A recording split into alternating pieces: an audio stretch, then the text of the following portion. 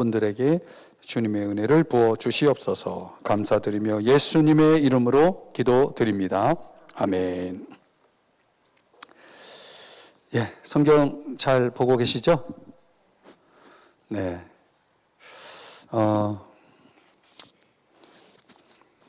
대답이 조금 수상스러운데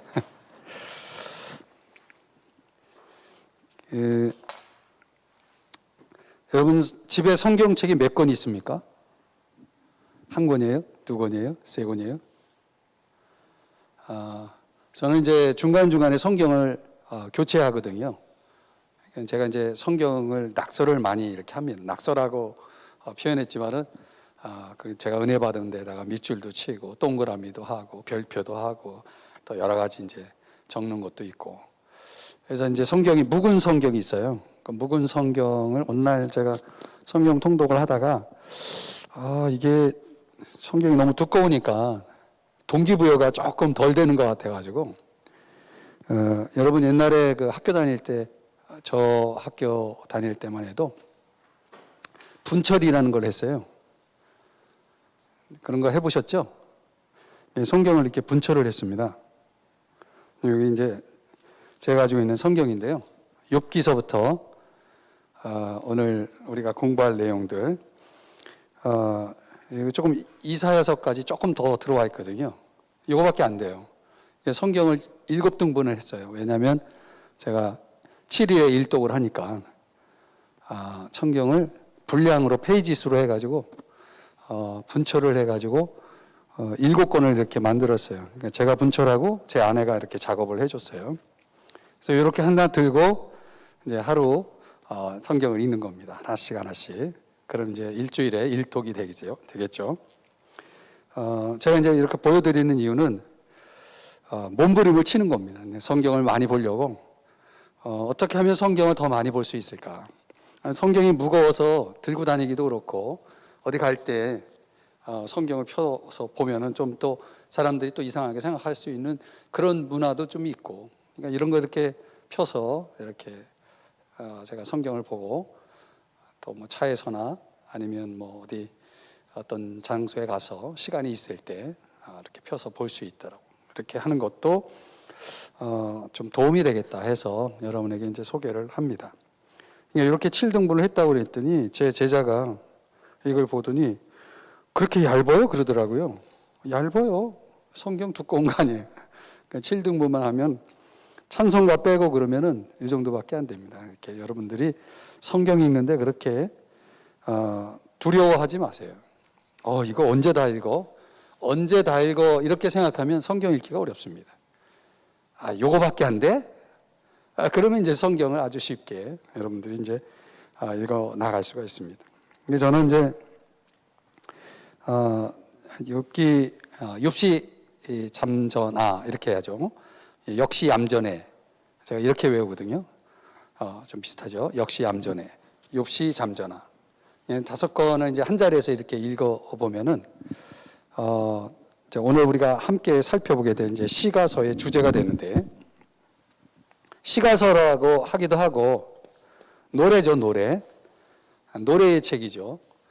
근데 이게 왜 노래가 될까? 이제 조금 이따가 이제 설명을 하면 좀 들을 수 있을 거고요. 다른 말로는 이제 지혜서라고도 이렇게 보통 얘기를 하죠.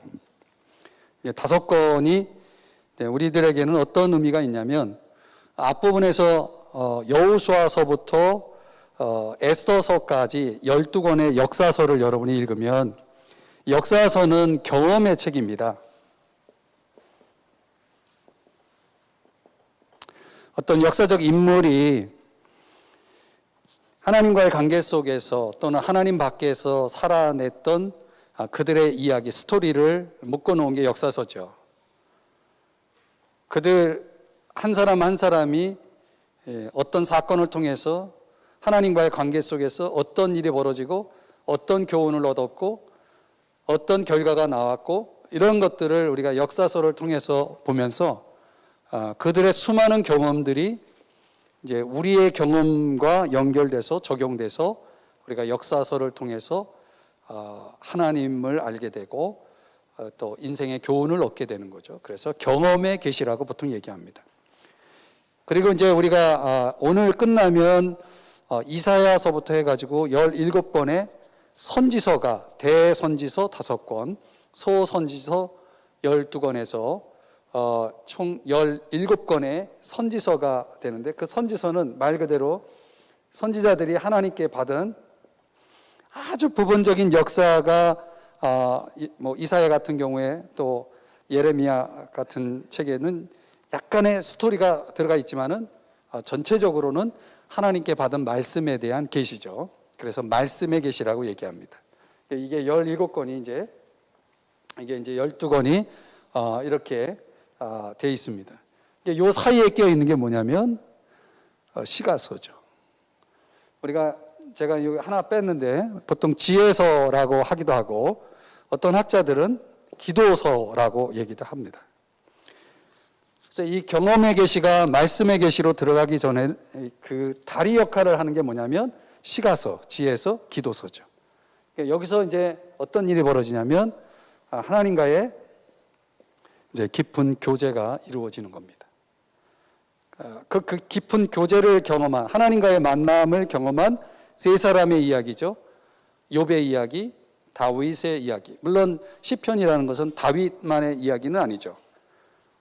거기에 뭐 고라, 아삽, 이런 솔로몬의 또 시편도 있고 모세의 기도도 또 나오죠. 그렇게 부분적으로 나오는 거 빼고 대부분은 다윗의 이야기죠. 그래서 다윗의 교제, 그리고 솔로몬이 잠언, 전도서, 아가서 이 세 권의 그 내용 속에서 이제 교제, 하나님과의 만남을 이제 이야기합니다. 이게 굉장히 중요한 그림이에요. 이 경험이 말씀으로 가기 위해서 반드시 통과해야 될 다리는 하나님과의 교제입니다. 그 하나님과의 교제의 깊이는 뭐 여러분들이 다 기도 생활도 하고 개인적으로 하나님을 만나지만은 우리 각자가 하나님을 어느 정도로, 어떤 깊이로, 어느 정도의 넓이로 하나님을 만나느냐는 솔직히 다르죠. 제가 하나님을 만나는 것과 여러분들이 개인적으로 하나님 만나는 것 다 다르죠. 그 말씀의 깊이가, 그 사람이 하나님과의 교제의 깊이가 어떤가에 대해서는 우리가 논할 수는 없어요. 그러나 우리가 객관적으로 하나님과 깊이 만난 사람들에 관해서 배울 수 있는 것은 욥시, 잠저나 5권입니다. 이 5권을 여러분들이 아주 깊이 있게 또 살펴보다 보면은 여러분도 이들이 만난 하나님 속으로 들어갈 수가 있는 거죠. 그래서 이거를 통째로 5권을 통째로 읽는데 한 4시간 반 정도 걸리거든요. 그거를 여러분들이 한번 경험해 보는 것도 좋을 것 같아요.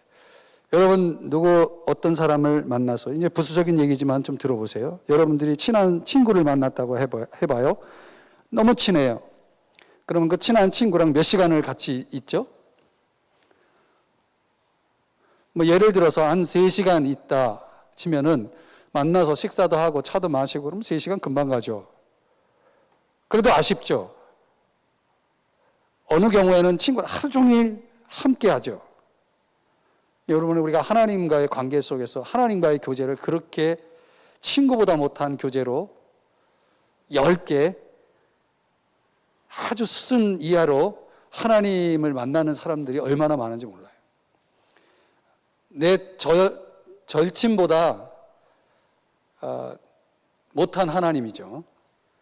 그러니까 우리가 하나님을 이렇게 말씀 가운데 하나님을 만난다고 했을 때 하나님과 얼마만큼의 이제 시간을 가질 수 있느냐.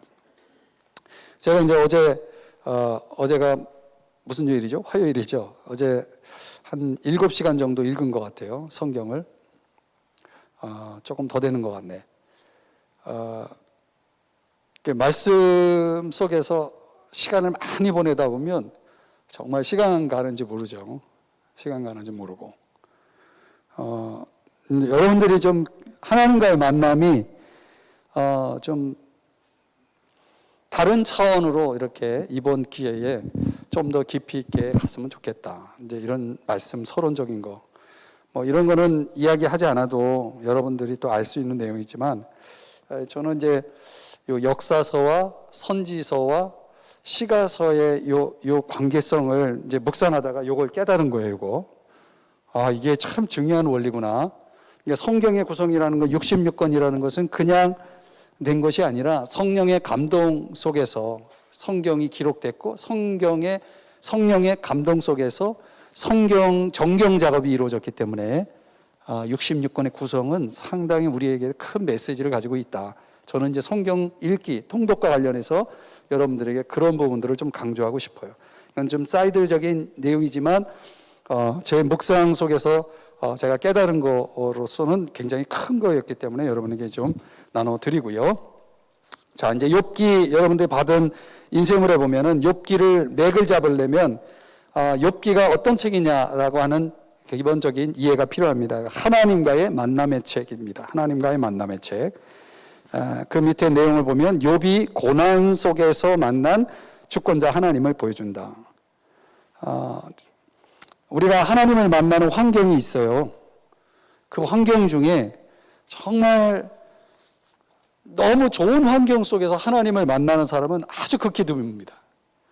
그러니까 내가 하나님을 많이 이렇게 경험하고 많이 알게 되는 그 환경은 뭐 성경을 통해 보거나 또는 나 자신의 경험을 통해 봤을 때 고난보다 더 좋은 환경은 없는 것 같아요. 그래서 고난당하는 것이 내게 유익이라. 어디 나오죠? 성경 읽으셨으니까 이럴 때 딱 그러면 시편에 나온다는 건 이제 여러분이 아시잖아요. 고난당하는 게 내게 유익이라. 어디에 나와요? 시편 119편. 시편 119편이 시편 중에 가장 길죠. 성경 중에 가장 긴 책이죠. 170 몇 절 이렇게 있죠. 그러니까 거기에서 이제 나온 거예요. 그러니까 고난 속에서 욥이 하나님을 만났습니다. 그래서 욥기 하면은 사람들이 고난이라는 단어를 많이 떠올리는데, 사실은 욥기는 고난을 가르치기 위해서 만들어진 책이 아닙니다. 그러니까 그거는 무대, 환경에 불과한 것이지, 정말 욥기가 강조하고 싶은 것은 뭐냐면, 여러분들이 욥기 1장 9절을 빨리 가서 한번 읽어보겠습니다. 욥기 9장 1장 9절. 자, 찾으셨죠? 한번 같이 읽어봐요. 시작.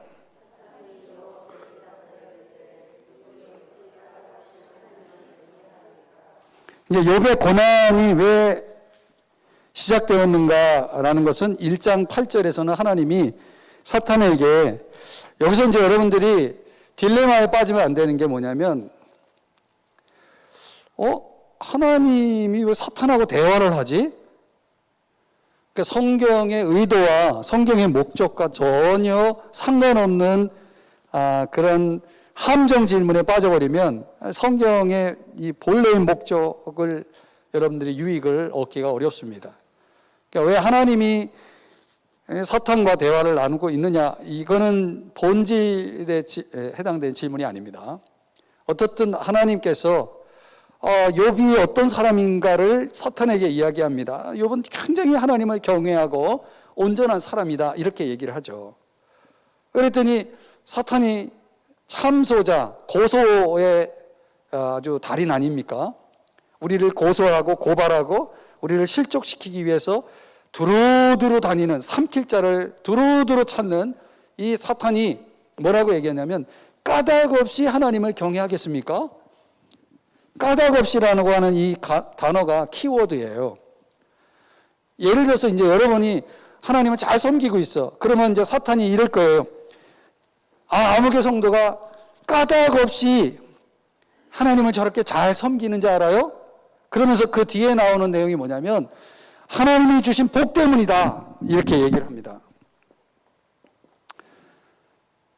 이 복 때문에 하나님을 섬기고 있는 거다. 하나님을 경외하고 있는 거다. 그럼 하나님이 내기를 하죠. 하나님이 이제 내기를 하는 겁니다. 좋다. 정말 욥이 이 복 때문인지, 아니면 제가 뭐라고 썼습니까? 여기 보이시나요? 관계, 하나님과의 나와의 관계, 욥과 하나님과의 관계, 이 관계 때문이다. 하나님이 이렇게 보는 거예요. 사탄이 이렇게 보는 거고, 좋다. 그러면 이 복을 한번 다 걷어가 보자. 복을 걷어가 보자. 복을 어떻게 거두냐면, 인간이 매긴 복의 순위가 있어요. 인간이 매긴 복의 순위가 있어요. 여기서는 3개가 나와요. 3가지의 순위가 나와요. 첫 번째는 어떤 복을 먼저 가져가냐면 재산, 재물의 복을 가져갑니다. 그 재물 중에는 소도 있고 양도 있고 종들도 있어요. 종들도 소유물이니까. 그 다음에 뭘 가져가냐면 자식을 가져가요. 자식을. 얼마나 우리가 자식을 복이라고 생각합니까? 여러분, 표정 관리를 안 해도 돼요. 우리 다 통하는 거예요. 우리끼리 다 알아요. 그죠? 여러분, 내가 자식 때문에 울기도 하고 웃기도 하고, 그죠? 얼마나 우리에게 소중한 존재입니까? 그래서 자식이 우상인 사람들이 많잖아요. 자식을 가져가는 거예요. 자식 하나도 안 남기고 다 가져가는 거죠. 그 다음에 순위가 뭐냐면 2장에 와가지고 몸을 칩니다. 건강을 칩니다. 나는 내 건강보다 내 자식이 더 위야. 이렇게 생각할지는 모르겠지만, 욥기 성경에서는 이런 순으로 해서 하나씩 쳐나가는 겁니다. 그래서 이제 시험이 시작되면서 복이냐, 관계냐. 이걸 이제 하나님이 저와 여러분에게 묻고 있는 거예요. 너는 왜 나를 경외하냐? 너는 왜 나를 섬기고 있냐? 너는 왜 오늘 이 시간에 수요 예배에 나왔냐? 묻고 있는 거거든요. 신앙이라고 하는 것이 까닭이 없지는 않아요. 분명히 까닭이 있는 거죠. 그 까닭에 대한 묵상이 없는 사람들은 신앙이 좋아 보여도 좋은 게 아니고, 어떻든 그런 부분에 있어서 지금 하나님의 신뢰와 욥에 대한 신뢰와 사탄의 시험이 이제 만나서 고난이라는 것이 시작되는데, 이 고난을 어떻게 풀어가느냐의 문제는 욥의 세 친구들은 너 무슨 죄를 지었길래 그런 일을 당했냐? 빨리 회개하고 하나님 앞에 구해. 그러면 하나님이 너 지금 당하는 고난을 거둬가 주실 거야. 이렇게 계속 세 친구가, 제가 지금 금요기도회 때 욥기 강의하고 있죠. 이제 마지막 40장, 41장, 42장 3장 남았는데, 하여튼 이 죄 때문이다라고 얘기하고, 엘리후라고 하는 사람은 젊은이에요. 욥과 세 친구보다는 연하죠. 아주 젊은 청년인데, 오늘날로 얘기하면 신학생이에요.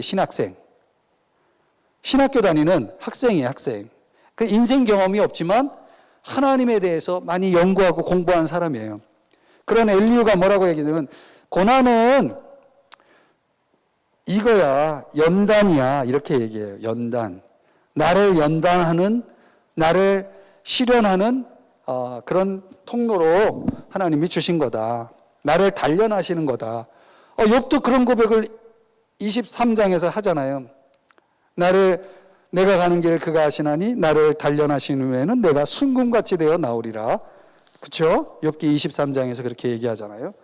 이렇게 해석을 하는데, 하나님은 이걸 잘못이라고 나중에 하나님께서 그 세 친구들에게 너희들 옳지 않았다.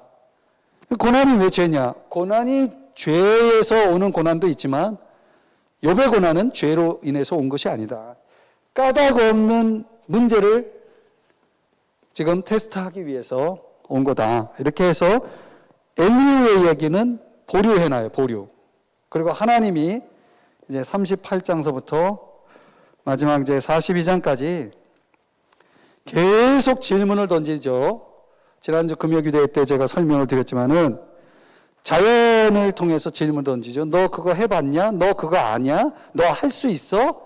계속 너 아냐? 이거는 전지를 물어보는 거고, 전지한 거냐 너? 너 전지해? 모든 거 알아? 너 이거 할 수 있니? 전능을 물어보죠. 너 어디 있었니? 존재를 물어보죠. 하나님의 질문이 이 세 가지로 나누면서 결국은 다 내가 하는 거야. 내가 하는 거야. 이것도 나의 허락하에서 이루어진 거야. 라고 이야기하면서 욥을 어디로 끌어가냐면 회개로 끌어가죠. 회개. 이게 이제 핵심입니다. 그래서 여러분들 보면은 지금 이제 욥기의 교훈 거기 이제 내용 넘어가서 그 다음 페이지 한번 보실래요? 그 다음 페이지인가? 여러분이 가지고 있는 인쇄물에는 페이지 수가 다 묵상 질문 있죠? 묵상 질문 보고 계시나요? 네, 거기에 첫 번째 질문 한번 읽어보세요. 시작. 이 고난이 욥에게 준 유익은 뭐냐라고 했을 때 사람들이 딱 뭘 떠올리냐면 축복. 그래서 목사님들도 이렇게 설교하시는 분이 있어요. 여러분, 고난을 잘 견디면 하나님이 갑절의 축복을 줍니다. 그 욥기를 축복의 관점으로 말씀을 하는데 사실은 죄송하지만 갑절의 축복이 본질이 아니거든요. 아니, 사탄이 이 시험한 게 뭐 때문인데 욥이 갑절의 축복을 받은 건 의미가 없어요. 여기 성경에서 강조하고 있는 핵심이 아닙니다. 그러니까 다시는 욥기를 갑절의 축복에다가 맞추지 마시고 이것 때문에 시험 받았는데 이것만 없었어도 시험이 있었는데 말이죠. 그래서 어떤 게 중요하냐면 회개 하나에다가 핵심이에요. 42장에서 욥이 뭘 했어요? 욥이 온전한 사람이잖아요. 하나님을 경외하는 악에서 떠난 정말 온전한 사람인데 온전한 사람이 뭐 회개할 게 있었어? 우리가 생각해 볼 때는 없잖아요. 그런데 욥이 회개를 했다는 거예요. 이건 뭘 얘기합니까? 상대적 완전이죠. 여러분, 하나님 앞에 우리가 완전할 수 있나요? 온전할 수 있나요? 그래서 근본적으로 이 욥의 고난이 욥에게 준 유익은 욥을 변화시킨 거예요. 자기 변화. 이게 참 중요한 개념입니다. 여러분, 고난이 우리에게 축복을 가져온다라고 생각하면은 이 공식에 맞지 않는 사람들이 많아요. 그냥 고난이 고난으로 끝나지 갑절의 축복이 왔다라고 간증하는 사람은 많지 않다고요. 한번 보세요. 여러분들 어려운 일 겪고 나서 그것 때문에 합력하여 선을 이루어가지고 하나님이 갑절의 복을 주셨다. 그런 복이 있으신 분 한번 손 들어보세요. 미안해요. 이제 여러분들 그런 애매하고 난해한 질문들은 던지지 말아야지. 제가 볼 때 목회하면서 고난받고 축복받은 사람, 이런 얘기를 있긴 있어요. 있긴 있는데 고난은 고난일 뿐이에요. 하나님이 고난을 통해 주시고자 하는 1차적인 1순위적인 축복은 그 사람을 바꾸는 거예요. 그 사람을 존재를 바꾸는 것입니다. 그러니까 내가 얼마나 부족한지를 깨달으면서 자기가 그동안 친구들과 얘기하면서 떠들었던 그런 무지한 말을 회개하죠. 아무것도 모르면서 전지하신 하나님 앞에 뭘 안다고, 전능하신 하나님 앞에 내가 뭘 할 수 있다고, 하나님이 모든 걸 다 했는데 내가 그때 하나님 앞에 옆에서 보조 역할을 한 것도 없는데 내가 뭘 하고, 그러면서 깊이 자기를 본 거죠. 저는 이게 아주 중요한 개념이라고 보는 거죠. 그러니까 하나님이 욥의 결말을 이제 야고보서에 보면은 욥의 결말을 너희가 봤다. 그죠? 봤다.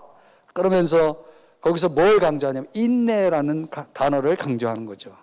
인내라는 단어를 강조하는 거죠. 하여튼 여러분들이요.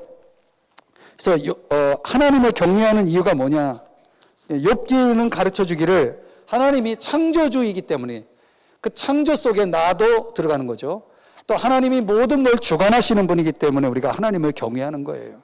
복을 주시기 때문에 하나님을 경외하는 게 아니라, 만약 복을 주시기 때문에 하나님을 경외한다면 그거는 불교 신자나 저 샤머니즘을 숭배하는 사람들이나 똑같은 사람이에요. 그러니까 기독교는 그런 아주 정말 2차원적인 그런 3차원적인 수준의 그런 신앙을 갖고 있는 사람들이 아닙니다.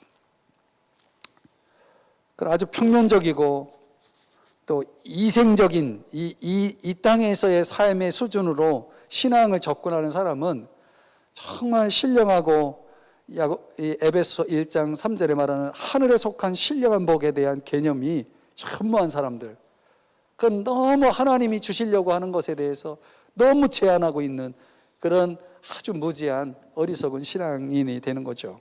그러니까 우리가 정말 우리의 눈이 열려져야 됩니다. 그래서 귀로 듣던 신앙에서 눈으로 보는 신앙의 변화, 이게 깊이가 달라졌다는 거죠. 그러니까 하나님을 바라보는 그런 관점이 완전히 달라지는 거죠. 이런 것들이 욥의 결말이 주는 교훈 가운데 큰 거예요. 갑절의 축복은 저 뒤에 있는 거고, 아셨죠? 됐나요? 여러분들 욥기 이제 42장을 읽어 나갈 때 정말 여러분들이 그런 맥락 속에서 쭉 한번 읽어 나가면, 그리고 욥이 조금씩 메시아에 대한 선망을 갖게 됩니다. 갈망을 갖게 됩니다. 메시아가 어떤 고백, 4개의 고백이 나오는데 이거를 여러분들에게 자료를 내가 드리진 않았어요. 모든 걸 다 제공하는 것보다는 여러분들이 스스로 찾아보는 건 좋은 것 같아요. 자, 시편으로 넘어가서 시편의 맥잡기에서 핵심은 뭐냐면 기도와 찬양의 책이다. 기도와 찬양의 책이다. 욥기와 조금 다른 맥락 속에서 보면은 시편은 그 전체가 노래고 전체가 기도예요. 욥기를 읽을 때와 시편을 읽을 때 느낌이 완전히 다르죠. 그래서 제가 기도문을 만들 때, 112 기도문을 만들 때 가장 많이 참고하는 성경이 시편이에요.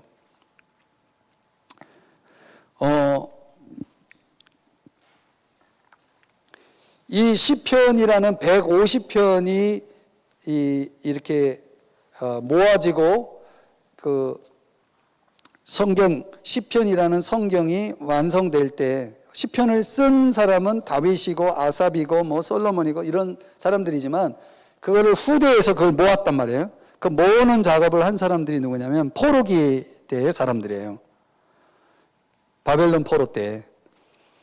근데 바벨론 포로 때의 사람들은 성전이 없기 때문에 하나님 앞에 나아가서 기도를 할 수가 없는 거예요. 여러분, 코로나 시대에 하나님이 임재하고 있다라고 하는 성전 개념을 가지고 있는 이 교회당이 우리가 기도할 수 있는 가장 최적의 공간 아니겠습니까? 아주 최고 공간이죠. 근데 만약에 이 성전에 성전이라는 개념, 구약적인 개념이죠. 신약은 교회죠. 교회에 나올 수 없다. 그러면 여러분 기도를 합니까? 안 합니까?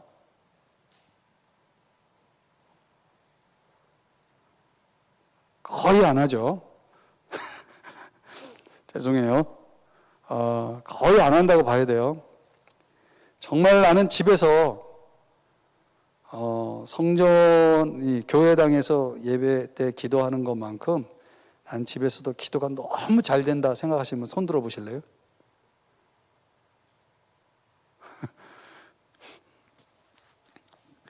이 포로기 때 이 사람들은 너무나 절망 속에 갇혀 있는데 그들은 기도할 수 없는 조건, 노래할 수 없는 조건 속에 있다라고 생각했는데 그때 하나님께서 선지자들을 통해서 토라, 하나님의 말씀을 선포합니다. 그 아까 말씀의 계시가 굉장히 중요한 거예요.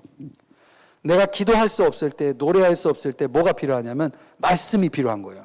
말씀이 들어오니까 토라에 대한 응답으로 그들이 뭐 하기 시작하냐면 기도하기 시작하고, 그럼 여러분들이 이제 이사야서 빼고 예레미야는 나라가 망하기 전과 망한 이후의 선지자거든요. 그 예레미야서, 에스겔서 이런 거 내용 보면은 하나님의 계시에 의해서 토라 말씀에 의해서 그들이 기도하기 시작하고 노래하기 시작한 내용들이 나와요. 이제 그런 것들을 여러분들이 예레미야, 애가 뭐 이런 것들이 다 그런 맥락이죠. 그래서 여러분들이 나를 노래하게 만들려면, 나를 기도하게 만들려면 뭐가 필요하냐면 토라, 하나님의 말씀이 들어와야 되는 거예요. 절망의 조건 속에 정말 앞이 캄캄한 그런 지경에 있을 때 여러분들이 할 수 있는 건 뭐냐? 하나님의 말씀을 듣는 거예요. 하나님의 음성을 듣는 거예요. 다행히도 우리에게는 뭐가 있어요? 성경이라는 게 있죠. 이스라엘 백성들은 성경이 없었어요. 그들의 두루마리를 가지고 누군가 읽어줄 토라, 율법책이 그들에겐 필요했던 거죠. 그래서 그걸 위해서 누굴 쓰시냐면 선지자들을 쓰시는 거죠. 그래서 기도서가 이제 만들어집니다. 그래서 일명 바벨론 블루스라고 얘기해요. 바벨론 블루스. 누군가 노래를 시작하게 하는, 한 사람이 노래하면요 전염돼요. 옆 사람도 따라해 같이. 이게 바벨론 블루스가 이제 시작되면서 이제 우리가 기도할 수 있구나라고 하는 희망을 찾으면서 이제 시편 내 이런 성경들이 이게 모아지면서 시편이 탄생하게 되는 거죠. 참 놀라운 이 내용입니다.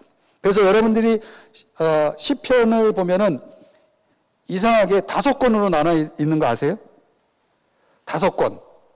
제1권 쭉, 제2권 쭉, 제3권 해가지고 총 5권으로 되어 있어요. 그래서 이 과거의 유대 랍비들은 다윗의 오경 이렇게 불렀다고 그래요. 다윗의 오경.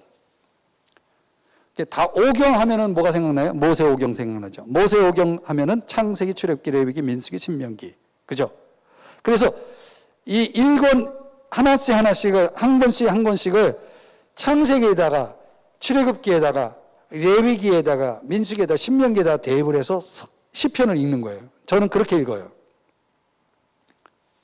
그 지금 여러분들에게 나눠둔 자료에 그 있죠? 그리고 여러분들이 이제 이런 맥락에서 시편을 또 읽으면 아주 새로워요. 그 마치 모세 오경을 노래로 구성한 것들을 읽어 나간다라고 생각하면서 여러분 성경을 또 한번 보는 거예요. 그러면 여러분들이 묵상고리는 여러분들이 완성하라고 제가 11편까지 이렇게 줬고, 그 다음에 이제 여러분들이 이제 뭘 하셔야 되냐면 시편을 어떻게 읽어야 되느냐라는 거죠.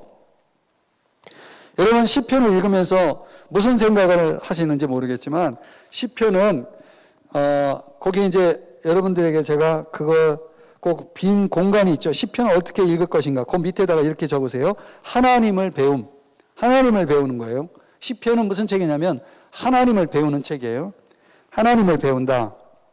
그 다음에 또 하나는 뭐냐면 하나님 앞에서 문제를 풀어내는 방법. 하나님 앞에서 내 문제를 풀어내는 방법을 배우는 거예요.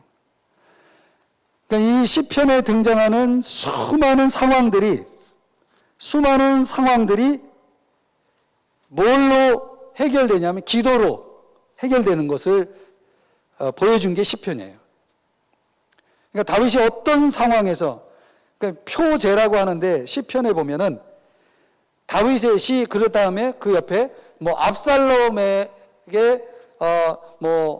피하여 달아날 때 뭐 이런 식으로 표제라는 게 나오죠. 그 상황 속에서 다윗이 어떻게 그 상황을 이겨냈는지를 보여준 시편 내용, 이런 것들이 있다는 거죠. 그래서 여러분들이 내가 어떤 상황을 만났을 때 나는 이 상황을 어떻게 하나님 앞에서 어떻게 풀어야 될까?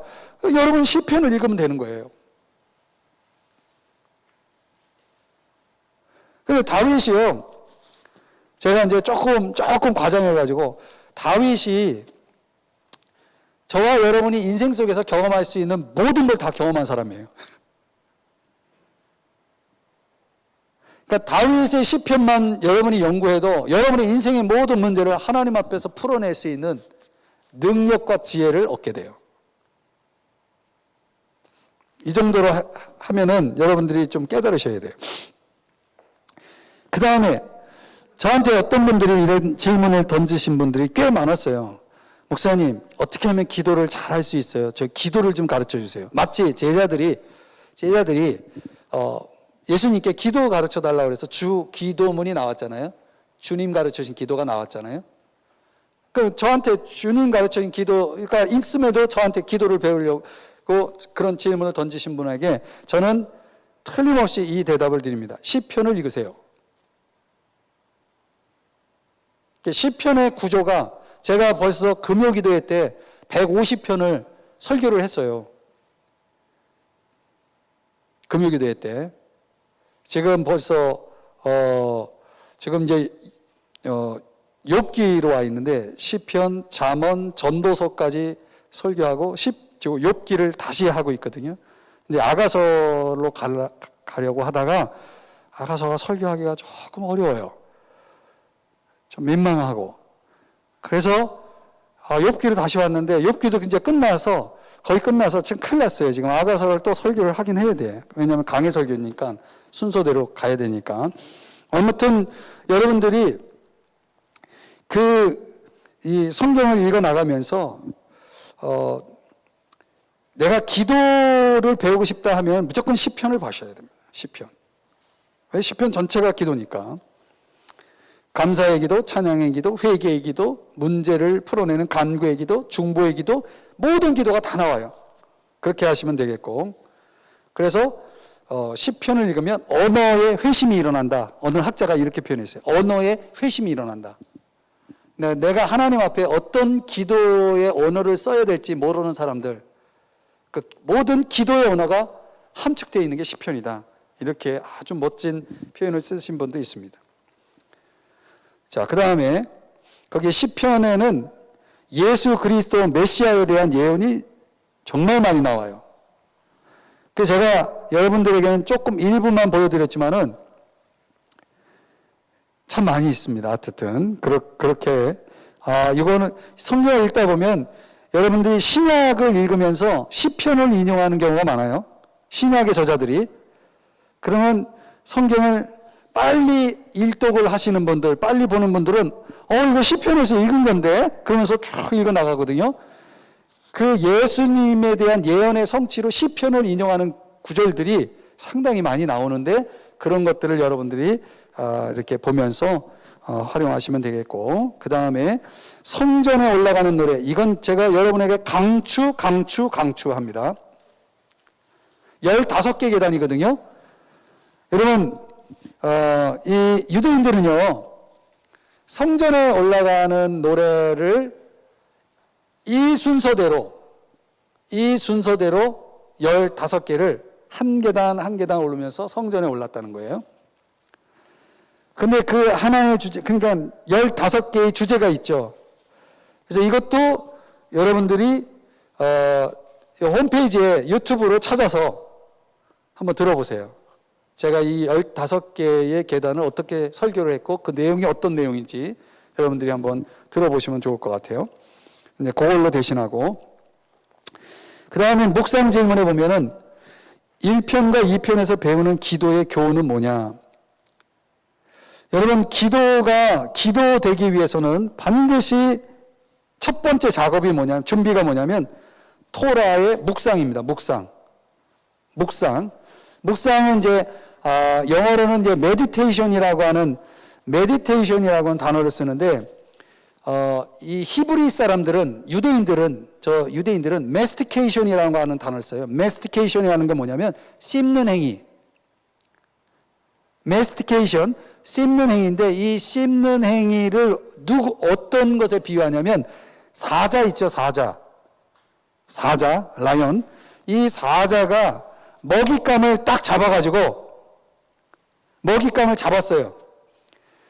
그리고 제 표정을 보셔야 돼요. 이게 마스크 때문에 표정이 안 보이는데, 내가 굉장히 배가 고팠는데 먹잇감을 딱 잡았어. 그러면 사자의 얼굴이 어떨 것 같아요?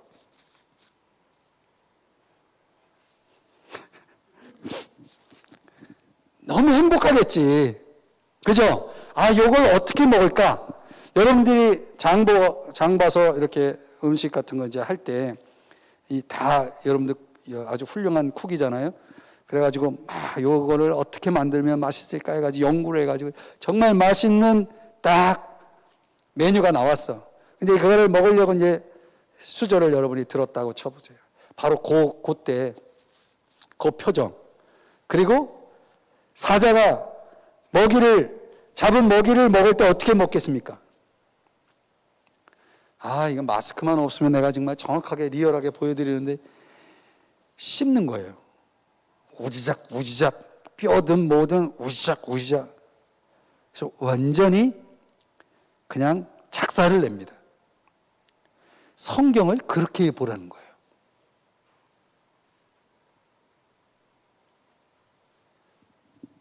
그 성경은 완전히 배고픈 사자가 먹이를 먹는 행위와 똑같은 거다. 그렇게 성경을 씹으면 기도할 준비가 되는데, 거기에다가 시편 1편은 복 있는 사람은 거기서 씹는 행위, 묵상하는 자로다 하면서 이제 기도의 준비가 들어가는 거예요. 그 다음에 2장에서는 아들 이야기가 나오는데 그거는 메시아를 얘기해요. 그래서 기도가 잘 되려면 두 가지에 초점을 맞춰야 된다. 하나는 말씀 묵상, 또 하나는 메시아, 예수 그리스도. 그게 이제 첫 번째 질문의 내용이에요. 시편에서 배우는 다윗 이야기의 교훈이 무엇인가? 거기 이제 답은 제가 설명을 드렸으니까 넘어가고, 시편에서 배우는 기도의 시간은 언제인가? 여러분, 기도는 언제 해야 돼요?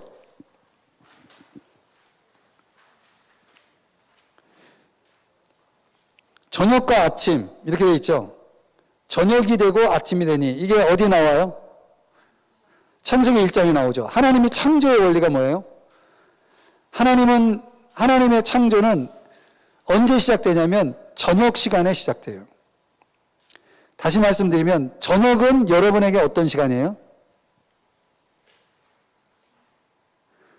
자는 시간. 그래서 시편 4편은 저녁 기도의 모형을 보여주고, 시편 5편은 아침 기도의 모형을 보여줘요.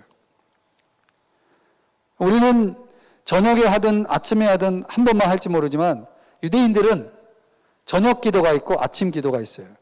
어떻게 저녁 기도를 하고 어떻게 아침 기도를 할까요? 시편 4편, 5편을 여러분들이 보시면 그게 바로 정답이에요. 이제 잠언으로 넘어가면, 이제 할 얘기가 참 많지만 어쨌든 잠언으로 넘어갈게요. 잠언을 보시면은요, 지혜의 책이다. 세상에서 우리가 하나님과 동행하는 방법을 보여준다. 이 잠언에서 잠언 1장 7절과 8장 13절과 9장 10절을 보면, 9장 10절을 보면 여호와를 경외하는 것에 대한 설명이 나와요. 여호와를 경외하는 것. 여러분, 우리가 하나님을 경외하는 삶을 살기 위해서는 여호와를 경외하는 것이 지식의 근본이다. 우리가 세상에서 꼭 가지고 있어야 될 지식 중에 가장 가장 출발점이 뭐냐면 하나님을 경외하는 것부터 돼야 된다. 근데 오늘날 사람들이 하나님을 경외하는 지식이 먼저 들어가지 않고 세상 지식이 먼저 들어가니까 사람들이 하나님을 경외하지 못하는 거예요. 그래서 어린 시절부터 아이들에게 유대인들도 그렇고 정말 경건한 가정에서는 잠언을 무지 읽게 합니다.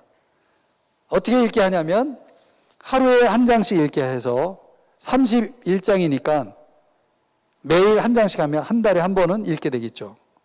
그러니까 잠언을 꼭 읽게 합니다. 지식의 근본이기 때문에, 근본이라는 뜻은 beginning이라는 뜻이거든요. 출발점이라는 뜻이거든요. 본질이라는 뜻도 있어요. 또 이제 여러분들이 이제 8장 13절에 보면은 여호와를 경외하는 것이 뭐냐면 악을 미워하는 것이다, 이렇게 말하고 있거든요. 악을 미워하는 것이다. 9장 10절에서는 이번엔 지혜의 근본이다, 이렇게 또 표현하기도 합니다. 그러니까 악을 미워하는 것이 하나님을 경외하는 거래요. 그래서 여러분들이 잠언을 읽으면 저는 어떤 느낌을 받냐면 하나님이 나를 책망한다라는 느낌을 받아요. 저는 잠언을 읽을 때 하나님이 나를 책망한다는 느낌을 받아요. 실제로 솔로몬이 잠언을 쓸 때가 언제였는가? 네, 학자들의 여러 견해가 있지만은 제가 동의하고 받아들인 수용하고 있는 해석이 뭐냐면 솔로몬의 말년에 나온 잠언들, 이 열왕기상에 보면은 솔로몬의 잠언이 3,000개가 넘는다고 그랬거든요. 3,000개가 넘는 것 중에 여기 이 지금 우리가 보고 있는 이 잠언에는 915개의 잠언이 있어요. 그러니까 3,000개 중에 거기에다가 솔로몬의 잠언만 있는 것이 아니라 히스기야 왕의 잠언도 있고 여러 르우엘 왕의 잠언도 있고 하기 때문에 915개의 잠언만 본다면 3분의 1밖에 안 들어와 있는 거죠. 근데 그런 모든 잠언 중에 대부분 이 잠언은 인생의 말년에 솔로몬이 타락하잖아요. 아시죠? 솔로몬이 타락하고 나중에 하나님 앞에 겸비하면서 깨달은 것이 아니겠느냐. 악을 미워하는 것, 나중에 후궁이며 하면서 솔로몬이 얼마나 많은 여자를 정략 결혼해가지고 데려오면서 그 온갖 잡신들을 따르게 되잖아요. 여호와를 버리고. 그래서 1장서부터 9장까지 저만에서 많이 나오는 게 음행에 대한 유혹, 이거를 반드시 이겨야 된다라고 하는 얘기가 1장서부터 9장 아들을 향해서 계속 얘기하잖아요. 내 아들아 하면서 계속 얘기하는 게 그 얘기예요. 음행, 이걸 너 반드시 이겨내야 된다. 그래서 죄에 대해서 이 엄청나게 강력하게 얘기하는 게 이 잠언이에요. 그래서 잠언을 읽으면 엘렌틱스라고 하는 게 뭐냐면 영적 각성이 일어난다고 그러죠. 각성이라는 건 깨어난다는 거예요. awakening이라고 한다고 그죠. 이 각성이 일어나게 돼 있어요. 그래서 잠언을 많이 읽으면요, 애들이 죄를 인식하기 시작해요.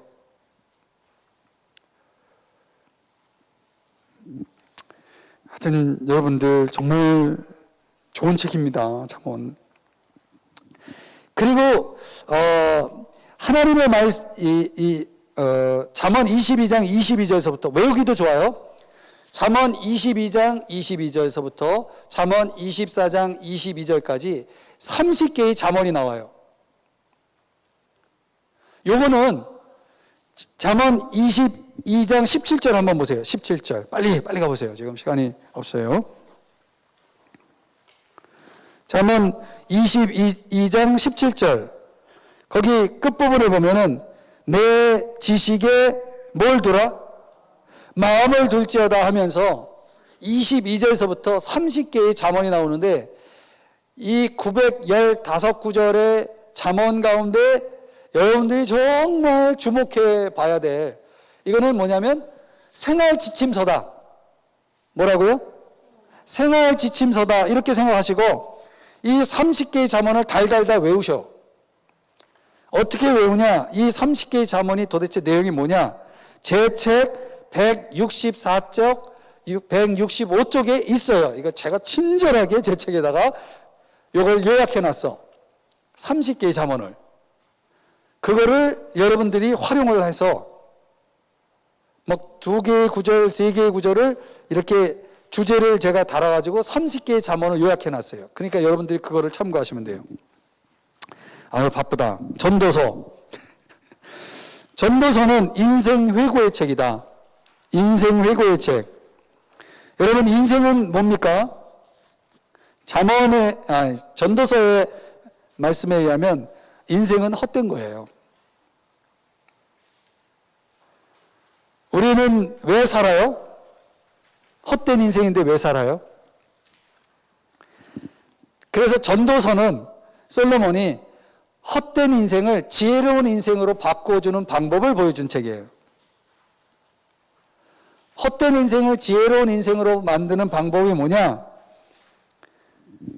그 큰 그림에 보시면은 하나님 안에 있어야 돼요. 1장서부터 6장, 7장서부터 10장 분별해야 돼요. 분별. 11장에서 12장 하나님을 경외해야 돼요. 그래서 전도서에 교훈해가지고 10가지 허무 있죠, 허무. 대답을 해주세요. 그 10가지 허무는 전도서에서, 전도서를 읽다가 이것도 헛되도다, 헛되도다, 헛되도다, 이런 표현이 나온 10개가 있어요. 이런 표현이 나온 10개의 헛되도다가 뭐냐면 지혜, 수고, 목적, 경쟁, 탐욕, 명성, 불만족, 공상, 우매, 상급, 이 10개의 헛됨을 여러분들이 깊이 묵상하면서 읽으세요. 그럼 그 헛된 것은 참 어리석게도 인간이 추구하는 모든 것이 헛된 거예요. 인간이 추구하는 것을 모아놓은 게 10개예요. 그 10개를 추구하면 추구할수록 인생은 뭐 어떻게 하게 되냐면 공허하게 돼요. 공허라는 거 느껴보셨죠? 내 인생이 왜 이렇게 공허할까? 이거는 갱년기가 돼서 공허한 게 아니에요.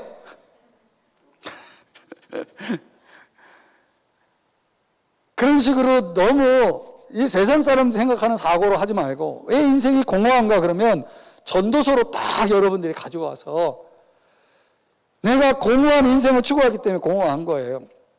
이걸 10개를 따라가면 내 인생은 공허하게 돼 있다. 그 공허를 바꾸는 방법이 뭐냐? 그게 12장 1절, 12장 13절에 나오는 것처럼 창조주를 기억하라. 하나님을 경외하고 그의 명령들을 지켜라. 이렇게 나오는 거예요. 그래서 헛된 것과 영원한 것, 어떤 것을 여러분 따를래요? 네, 아주 훌륭하십니다. 그리고 이제 네, 아가서는요. 참 시간도 되게 빠르다. 그 하나님 안에서의 소망은 뭐냐면 제가 불러드릴 테니까 적으세요. 하나님 안에서의 소망은 요게 이제 헛됨을 영원한 인생으로 바꾸는 열쇠예요. 요걸 붙잡아야 돼요. 2장 24절, 5장 1절 2절, 5장 19절. 여러분들이 이걸 구절을 적는 분보다는 성경에다가 동그라미 표시를 하신 분이 훨씬 지혜로운 분이다. 5장 19절, 7장 13절 14절, 11장 5절, 12장 1절과 14절.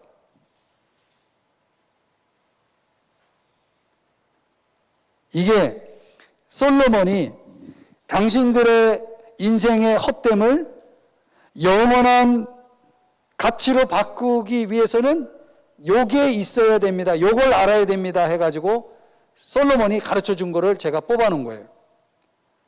그래서 여러분들이 성경에다가 요걸 쫙 표시해가지고 여러분들이 묵상을 하시면 아주 은혜가 되겠죠. 이제 마지막으로 한 말씀만 드리면 아가서인데, 아가서는요, 아가들이 있는 책이에요. 그렇게 생각하시는 분이 있더라고요. 아가서는요, 다시 말씀드립니다. 유대인들이 너무너무 사랑하는 책이에요. 유대인들이. 그래서 유대인의 3대 절기가 뭐죠? 이스라엘 백성들이 가장 중요하게 생각하는 절기 3개. 유월절, 7.7절 오순절, 그 다음에 초막절. 6월절 때, 1년을 시작하는 6월절 때 그들은 아가서를 읽어요.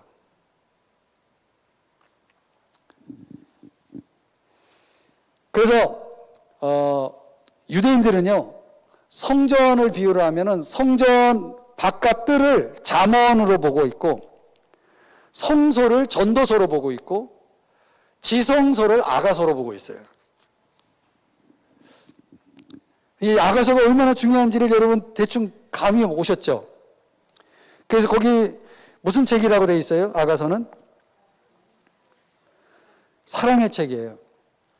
여러분, 사랑의 책 하면 누가 떠올라요?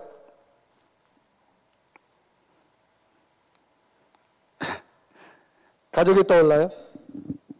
사랑의 책에서 여러분들이 반드시 잡아야 될 것은 뭐냐면 아가서를 어떤 관점에서 읽으면 굉장히 민망하고 쑥스럽고 읽기가 좀 불편하고, 실제로 유대인들은 나이 30이 될 때까지는 성적인 관련된 책을 못 보게 돼 있어요. 근데 아가서가 그런 류의 책이 아니라는 걸 아시겠죠? 이성에 대해서 가르쳐주는 책이 절대 아닙니다. 아가서는 어떤 책이냐? 예수 그리스도의 사랑을 보여주는 책이다. 이렇게 읽으셔야 돼. 복음주의자들은 그렇게 읽는다는 거죠. 그래서 갈라디아서 2장 20절, 내가 그리스도와 함께 십자가에 못 박혔나니 그런즉 이제 내가 사는 것이 아니요 오직 내 안에 그리스도께서 사시는 것이라. 이제 내가 육체 가운데 사는 것은, 그 다음 중에요, 나를 사랑하사 자기 자신을 버리신 하나님의 아들을 믿는 믿음 안에서 사는 것이다. 나를 사랑하사 나를 위해서 자기 자신을 버리신 분, 그게 사랑이죠.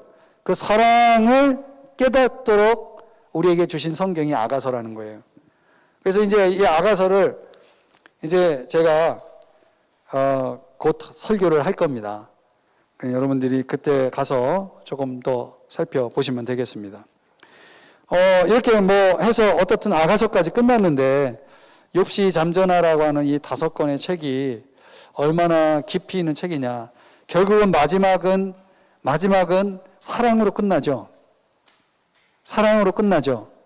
하나님과의 깊은 교제라고 제가 설명을 초기에 했죠. 그래서 하나님과의 깊은 교제 속으로 들어가면 궁극적으로 우리는 뭘 발견하게 되냐면, 나를 너무너무 사랑하시는 주님을 발견하게 되는 거죠.